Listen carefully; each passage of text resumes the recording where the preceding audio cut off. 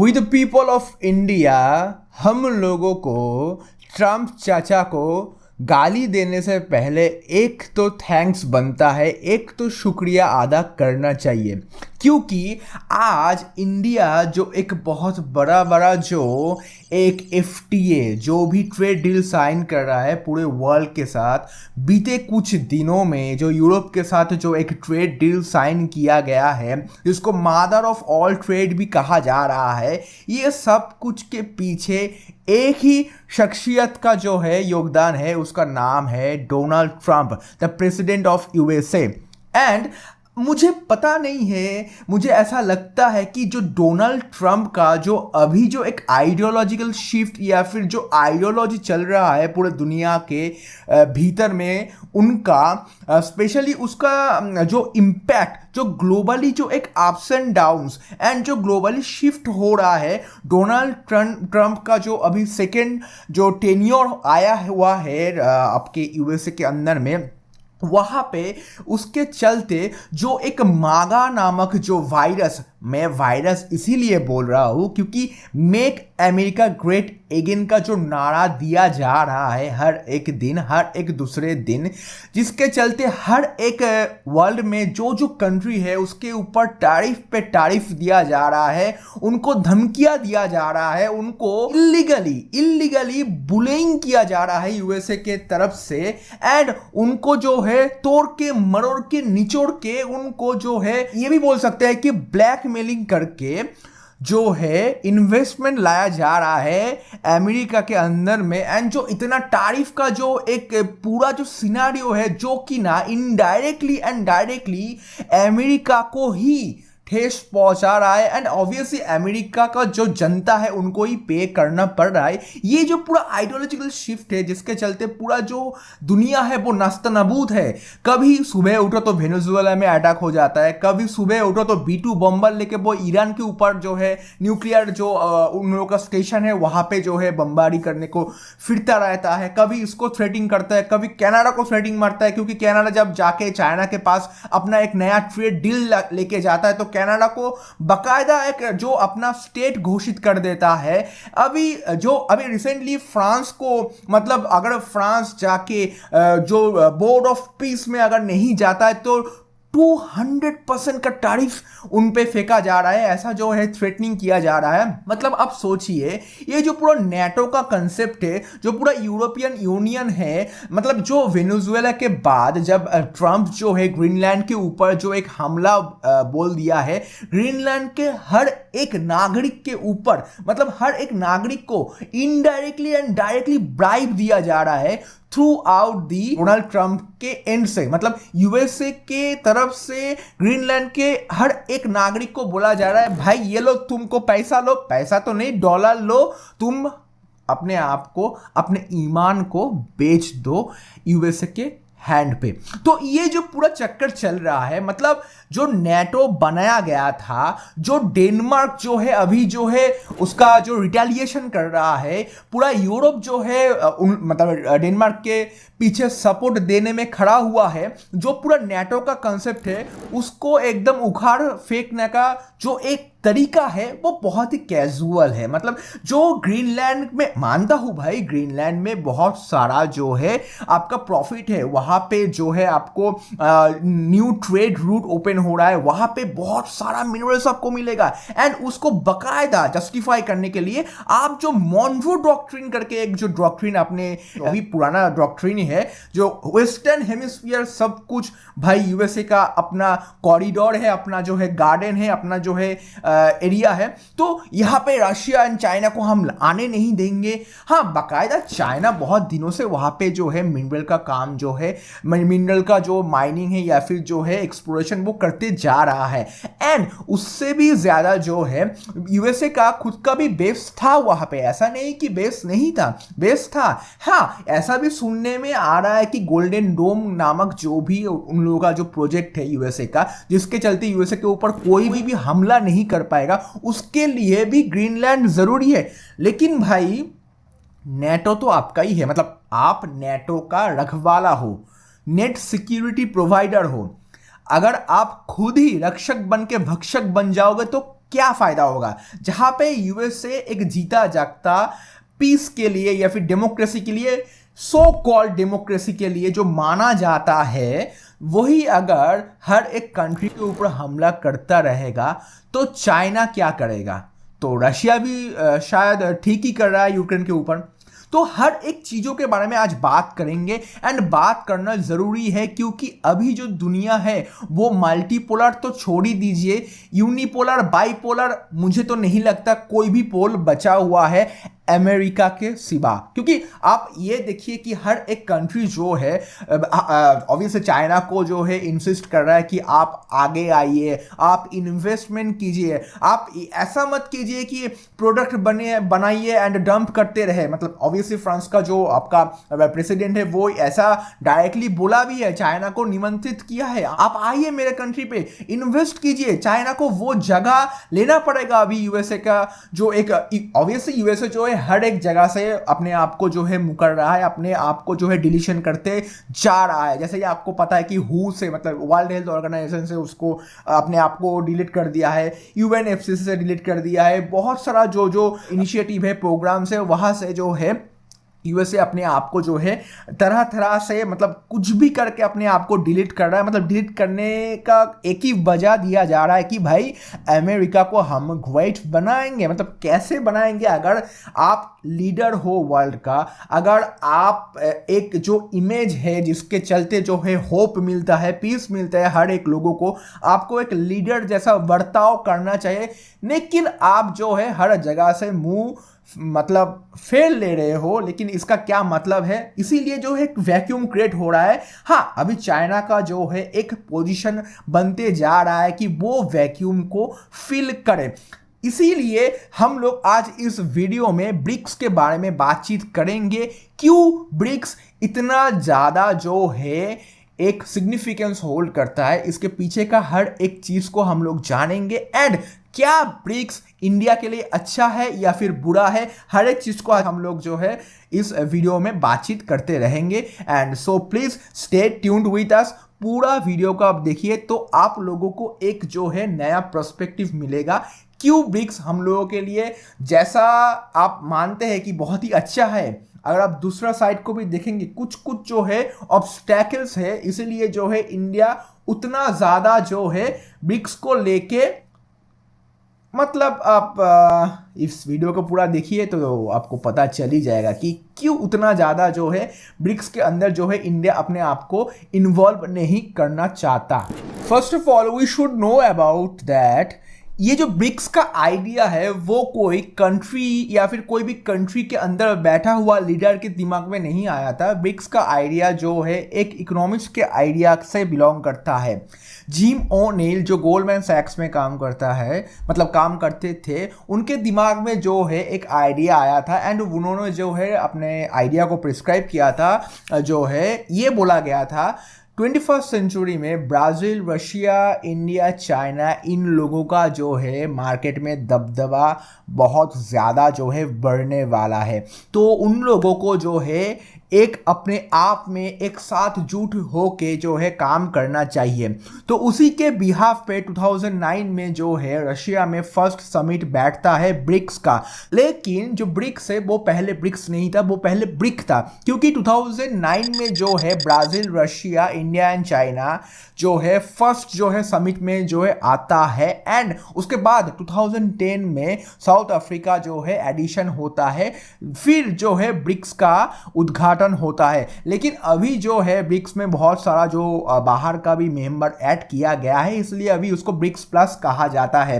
And right now 2026 में 18th मतलब 18 जो है समिट होने वाला है। इसका प्रेसिडेंसी अभी जो है इंडिया में लाया गया है, या फिर इंडिया जो है अभी उसको होस्ट करने वाला है। इससे पहले भी एक बार इंडिया ने होस्ट किया है। लेकिन हम लोगों का जो मेन टॉपिक है कि भाई ब्रिक्स जो है वो क्या सिग्निफिकेंस होल्ड करता है, बहुत बहुत ही भयंकर जो है सिग्निफिकेंस होल्ड करता है, क्योंकि पूरे वर्ल्ड का जो पॉपुलेशन है वो लगभग 40% से भी ज्यादा जो है ब्रिक्स का जो मेंबर्स है उन लोगों के उधर जो है दिखने को मिलता है। एंड नॉट ओनली दैट, जो जीडीपी है, परचेस पावर पैरिटी के हिसाब से जो जीडीपी है वो भी 32% के लगभग जो है वो कंट्रोल करता है ये जो ब्रिक्स कंट्री है। एंड नो डाउट जीडीपी भी जो है वो भी 25% है, मतलब जो नॉर्मल जीडीपी है परचेस पावर पैरिटी के हिसाब से नहीं, जो नॉर्मल जीडीपी होता है वो भी 25% है वर्ल्ड के हिसाब से। मतलब G7 कंट्रीज को अगर मिला ले या फिर पूरे वर्ल्ड को भी मिला ले, उनके हिसाब से जो है ये परसेंटेज जो है, ये जो आंकड़ा है वो आपको देखने को मिलेगा। आप सोच लीजिए कितना बड़ा जो है पॉपुलेशन वो लोग होल्ड करता है। ऑब्वियसली ब्राजील, इंडिया 140 ईयर का कंट्री है, चाइना, ये जो पूरा जो एक मतलब जो है ये पूरा जो एक तबका है, ये जो पूरा पॉपुलेशन का जो बेल्ट है, परचेस पावर पैरिटी बहुत डिपेंड करता है। ये जो वर्ल्ड में जो एक भयंकर जो मार्केट जो मतलब दिखने को मिल रहा है वो ब्रिक्स के अंदर ही मिल रहा है। तो ये एक बहुत ही बड़ा जो है सिग्निफिकेंस है। And not only that, BRICS के अंदर में उन लोगों का जो एक मोटिव है, फर्स्ट जो मोटिव है, ऑब्वियसली ये जो मोटिव है इनको जो है उतना ज्यादा प्रमोट नहीं किया जाता है, लेकिन हाँ ये आपको मानना ही पड़ेगा, जब रशिया यूक्रेन के ऊपर अटैक करता है तब जो यूएसए रशिया का जो पूरा एसेट को, जो एसेट किना रशिया का जो एसेट है वो जो यूएसए के अंदर में था उसको जो ब्लॉक कर देता है एंड उसके ऊपर जो इतना टैरिफ लगा देता है, तो उसके चलते जो है उन लोगों के दिमाग में, उन लोगों के जहन में जो है एक डर पैदा हुआ था। इसीलिए जो है वो लोग जो है ऑब्वियसली एक अलग प्लेटफॉर्म ट्राई करना चाहते थे, एक ढूंढने का जो है कोशिश कर रहे थे। तो ब्रिक्स जो है, ब्रिक्स डी डॉलराइजेशन को प्रोवोक नहीं करता या फिर सपोर्ट भी नहीं करता है, ऐसा तो जयशंकर जी हमेशा बोलते रहते हैं, लेकिन उसका जो एक इनडायरेक्टली जो वे है, मतलब ब्रिक्स के अंदर में जो आपका कंट्री है वो लोग अपने आप में जो है बायलैटरल जब भी कुछ भी एक्सपोर्ट इंपोर्ट करेगा, जब भी ट्रेड करेगा तो लोकल करेंसी में करेगा। एंड राइट नाउ जो अभी आरबीआई जो है उन्होंने बोला है कि गवर्नमेंट को बोला है, इंडियन गवर्नमेंट को, कि अगर आप डिजिटल करेंसी को अगर थोड़ा सा प्रमोट करेंगे इस प्रेसिडेंसी के दौरान, मतलब इस समिट के दौरान, तो बहुत ही अच्छा होगा। मतलब आप सोचिए कि इनडायरेक्टली जो है आरबीआई थोड़ा सा पुश कर रहा है कि एक अलग सा जो मॉड्यूल लाया जाए एक्सपोर्ट इंपोर्ट के अंदर में, बायलैटरली हो या फिर कुछ अलग ही हो, मतलब स्विफ्ट करके जो एक पेमेंट प्रोसीड्योर है जो यूएसए के अंदर में चलता है, मतलब यूएसए का जो एक मॉड्यूल है जहां से मतलब डॉलर का जो आदान प्रदान होता है, जो भी एक्सपोर्ट इंपोर्ट चलता है, जो स्विफ्ट मैकेनिज्म है उसको रिप्लेस करने के लिए जो है एक नया मॉड्यूल का इजाद किया जा रहा है या फिर इंट्रोड्यूस किया जा रहा है थ्रू दी आरबीआई। यह भी आपको मानना पड़ेगा कि इनडायरेक्टली हो जो है डी डॉलराइजेशन में थोड़ा सा जो है योगदान दिया जा रहा है इसके माध्यम से। एंड नॉट ओनली दैट, अगर आप थोड़ा सा और भी देखेंगे कि ये जो पूरा ब्रिक्स का जो एक ही मोटो है कि सेल्फ रेजिलियंस मरे, अपने आप में जो है जो ट्रेड होता है वो बहुत ही बड़े, एंड जो भी उसका जो एक आउटकम है उसका जो स्टेबिलिटी बना रहे। तो इसीलिए ब्रिक्स का एक ही मोटो है कि भाई साहब अपने अंदर ही बायलैटरली हम लोग जो है अपना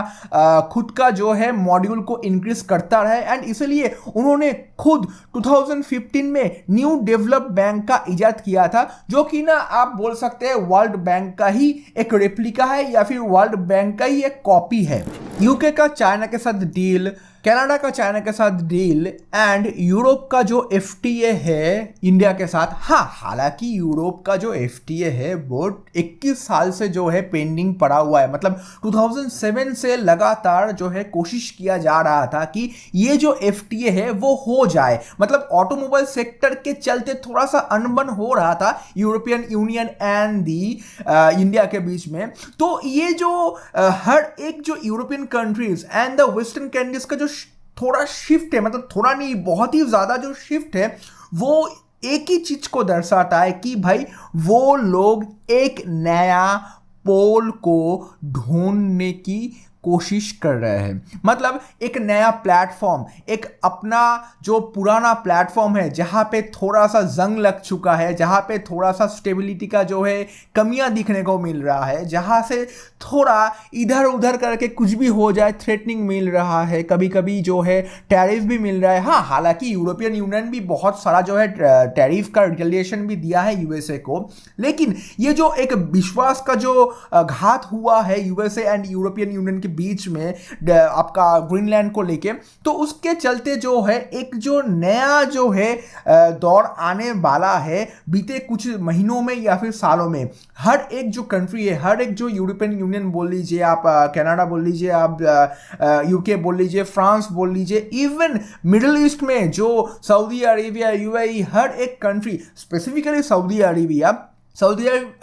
इसीलिए यूएसए के ऊपर नाराज है क्योंकि इजराइल जब आपका अटैक किया था कतर के ऊपर, तब जो अमेरिका का जो रिप्लाई था या फिर अमेरिका का जो बिहेवियर था वो देखने लायक नहीं था। तो ये जो पूरा चक्कर चल रहा है, इसके चलते जो है यूएसए का जो है दोगलापन कह लीजिए या फिर यूएसए का जो अपना जो है सेल्फिशनेस बोल लीजिए, क्योंकि अगर उसका खुद का फायदा अगर किसी भी जगह पे मिलेगा तो भाई वहां पे B2 बॉम्बर तो छोड़ दीजिए, पूरा यूएसए का आर्मी चला जाएगा, रात के अंधेरे में किसी भी प्रेसिडेंट को उठा के लेके चला जाएगा। एंड वेनेजुएला बोल लीजिए या फिर ग्रीनलैंड बोल लीजिए, उनको जो है, या फिर कनाडा बोल दीजिए, वो सब चीजों को, मतलब हर एक कंट्री को अपना बना लेगा, अपना खुद का स्टेट बना लेगा, उसमें उनको कोई दिक्कत नहीं है, कोई हिचकिचाहट भी नहीं है, क्योंकि वो लोग सिर्फ प्रॉफिट सोचता है। इसलिए हर एक कंट्री, मतलब including European union and others countries, वो लोग ट्राई कर रहा है कि एक अलग सा बेस बनाया जाए, एक अलग सा जो है मॉड्यूल बनाया जाए, अपना जो ट्रेड है वहां पे जो है डाइवर्सिफिकेशन किया जाए। इसीलिए जो है बीते कुछ दिनों में, कुछ महीनों में, मतलब ऑब्वियसली दिसंबर महीने के पहले भी, मतलब 6 महीने से जो है जो यूरोपियन यूनियन एंड इंडिया का जो ये FTA का डील है उसके ऊपर बातचीत जो है चल रहा था। And not only that, India ने बहुत सारा जो है, ऑस्ट्रेलिया बोल लीजिए, न्यूजीलैंड बोल लीजिए, UAE बोल लीजिए, आप जापान बोल लीजिए, आप ये जो कंट्रीज है इनके साथ, ऑब्वियसली यूके के साथ भी, इन लोगों के साथ ऑलरेडी जो है FTA साइन कर चुका है एंड कुछ कुछ के साथ काम जो है चल रहा है। ये जो FTA साइन किया गया है, यहाँ पे ज्यादातर जो है यहाँ पे इंडिया का ही बहुत जो है प्रॉफिटेबिलिटी है। क्यों? क्योंकि इंडिया का जो लेबर इंटेंसिव एरिया है, वहां से जो प्रोडक्ट जो है इंट्रोड्यूस होता है या फिर जो है प्रोड्यूस होता है, वो जो जब यूरोपियन मार्केट में या फिर ये जो मार्केट से जहां पे FTA साइन किया गया है वहां पे जाएगा, तो लगभग जो है आपका टैरिफ जो है 0% के करीब देखने को मिलेगा। ये तो बोला जा रहा है। अभी जो रिसेंटली जो नया एक अपडेट आया है कि जो न्यू जो ट्रेड डील साइन किया गया है यूएसए के साथ, वहां पे जो है 18% किया गया है, 25% से उसको घटा के जो है 18% किया गया है। एंड जो इंडिया जो है जो यूएसए का जो पूरा प्रोडक्ट है उसको यहाँ पे जो है इंडियन मार्केट में उसको जगह देगा, कोई भी उसमें टैरिफ नहीं लगेगा। हाँ, हालांकि अभी जो यूएसए के साथ इंडिया का रिलेशन थोड़ा अच्छा दिखने को मिल रहा है, लेकिन भाई साहब ये हम लोगों को ध्यान में रखना चाहिए, क्योंकि हम लोग हर एक दिन एक ही डायलेमा में फंसते हैं कि भाई अगर यूएसए बीट कर देगा तो हम लोगों को चाइना के पास जाना पड़ेगा, अगर चाइना गालवान जैसा कोई अटैक कर देगा तो हम लोगों को यूएसए के पास जाना पड़ेगा। तो ये जो दो पोल है, इसके अलावा भी अगर कुछ पोल या फिर मल्टीपोलर वर्ल्ड का जो एक नीति नेहरू जी अपने समय पे देखे थे, तो वो अगर कुछ हो सके, तो अगर वो इन रियलिटी हो पाए तो बहुत ही बढ़िया है। क्योंकि अगर आप ब्रिक्स का अगर स्ट्रक्चर देखेंगे, वहां पे आपका यूएई है, आपका सऊदी अरेबिया है, जिसके पास जो है 50% जो है वर्ल्ड का जो है आपका एनर्जी का जो है कनेक्शन है या फिर एनर्जी का जो रिसोर्सेस है, और उसके साथ साथ रशिया भी है। मतलब ऑयल बोल लीजिए, गैस बोल दीजिए, नेचुरल गैसेस बोल लीजिए, इनका जो है भरमार है उन लोगों के पास। तो एनर्जी का सेक्टर बोल दीजिए आप, जो है डॉलर का डी डॉलराइजेशन करने के लिए जो भी एक प्रोत्साहित एक उपाय निकाला जा रहा है कि भाई जैसे भी करके हो, कुछ भी करके हो, अगर खुद के भीतर ही अगर बायलैटरल जो है ट्रेड किया जा सके खुद के ही करेंसी के साथ, तो ये जो हर एक चीज है, हर एक चीज एक ही चीज को दर्शाता है कि यूएसए का जो अभी बोलीबाला था, मतलब ये जो एक उन लोगों का जो एक मतलब हुकूमत चल रहा था टिल नाउ, तो इसको कई तरह से अगर चैलेंज किया जाए, इसी के चलते जो है ब्रिक्स का जो है एक हम लोग एक अच्छा एंड सिग्निफिकेंट पॉइंट ऐड कर सकते हैं इंडिया के लिए। लेकिन इसमें कुछ कुछ नेगेटिव चीज भी हम लोगों को देखने को मिलता है, क्योंकि ब्रिक्स में चाइना का सिग्निफिकेंस बहुत ज़्यादा है। क्योंकि आप मानो या ना मानो, चाइना जो है एक ही कंट्री है जो यूएसए के आंख में आंख डाल के जो है वो प्रोटेस्ट कर सकता है, वो जो है आवाज़ निकाल सकता है। वो क्यों ही ना हो, क्योंकि अभी जो चाइना जो है वो रेयर अर्थ मिनरल्स का पूरा जो सप्लाई चेन है उसको कंट्रोल करता है। एंड नॉट ओनली दैट, ये जो पूरा मैन्युफैक्चरिंग का हब बन के बैठा हुआ है चाइना, जिसके चलते यूरोपियन यूनियन भी डर के मारे एकदम अवस्था खराब है। वो लोग भी सोच रहे हैं कि ये जो सप्लाई चेन है इसको कैसे डिसरप्ट किया जाए, कैसे एक ही कंट्री के ऊपर हम लोगों को ज्यादा से ज्यादा डिपेंडेंसी ही दिखाना चाहिए। तो उसके चलते जो है यूरोपियन यूनियन भी चाहता है कि चाइना से जो वो शिफ्ट होके इंडिया के पास आए। लेकिन यही हम लोगों को थोड़ा सा कंसर्निंग करता है, क्योंकि कुछ दिन पहले आपने पार्लियामेंट में जो एक सिचुएशन हुआ था, एक कोटेशन जो है लाने की कोशिश कर रहे थे, हालांकि उसका कोई मतलब पुख्ता सबूत नहीं है या फिर उसको अच्छे से वैलिडेशन नहीं किया गया है, इसके लिए जो है वो ला नहीं पाए। वो है कि हम लोगों का जो एक्स जनरल था जिनका नाम था मनोज मुकुंद नरवणे, तो उन्होंने एक किताब लिखा था, वहाँ पे जो है कुछ डिस्क्रिप्शंस दिया था, कुछ इंफॉर्मेशंस दिया था कि गलवान में जो अटैक हुआ था, जब चाइना ने अटैक किया था, तो वहाँ पे क्या परिस्थिति था। जब उन्होंने सपोर्ट मांगा तो उनको जो फीडबैक मिला था वो एक चिंताजनक बात है, क्योंकि हाँ हम लोगों को ये मानना पड़ेगा कि चाइना के ऊपर हम लोगों का डिपेंडेंसी बहुत ही ज़्यादा है। इसके चलते जो है वो एक खतरनाक सिचुएशन बन सकता है अगर हम लोग यूएसए को छोड़ के चाइना के पास जाए। हाँ, हालांकि यूएसए भी बहुत अच्छा कोई एलाय नहीं है। यूएसए टाइम टाइम पर पाकिस्तान को सपोर्ट किया है एंड आगे भी करेगा एंड अभी भी कर रहा है, ठीक है। तो लेकिन यूएसए के साथ हम लोगों का जो है आइडियोलॉजिकल डिफरेंसेस रहता है, लेकिन चाइना के साथ हम लोगों का टेरिटोरियल कन्फ्लिक्ट रहता है, मतलब ज़मीन लेके जो है हम लोगों का कन्फ्लिक्ट रहता ही है। कभी अरुणाचल प्रदेश को लेके होता है, कभी गलवान में होता है, कभी भी लद्दाख में होता है। तो ये जो टेरिटोरियल कन्फ्लिक्ट होता है किसी भी कंट्री के साथ, उनके साथ जो है थोड़ा दूरियां मेंटेन करना चाहिए। इसलिए जब ब्रिक्स में नेवल एक्सरसाइज हुआ था, इंडिया जो है अपना नाम नहीं दिया था या फिर इंडिया ने जो है वहाँ पे अटेंड नहीं किया था। हालांकि इसको ऐसे रिप्लाई किया गया था कि ये जो ब्रिक्स है कोई नेटो की तरह